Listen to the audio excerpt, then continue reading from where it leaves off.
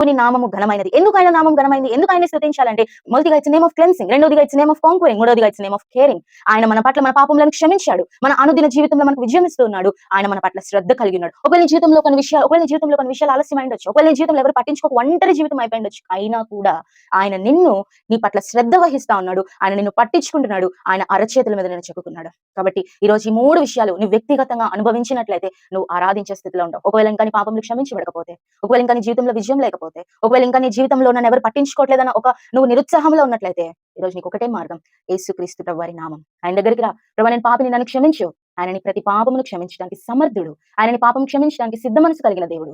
ప్రభువా నా పాపం క్షమించు. ప్రభా నువ్వు నా దేవుడివని ఒప్పుకుంటున్నాను. ఆయన నామంలో తప్ప మనకి ఎక్కడ కూడా రక్షణ లేదని అపోస్తలుల కార్యం 4:12 నామంలో రక్షణ పొందిన నీవు నేను దేవుని మనం ఆరాధించడానికి బద్దలమైన ఎంతగా ఆరాధించినా ఆయన చేసిన బలియాగానికి మనం రుణస్థలమే మన జీవితాంతం కూడా. కాబట్టి ఈ క్షమించే నామము, ఈ విజయం ఇచ్చే నామము, శ్రద్ధ వహించే నామాన్ని బట్టి దేవుని మనం ఆరాధించేద్దామా?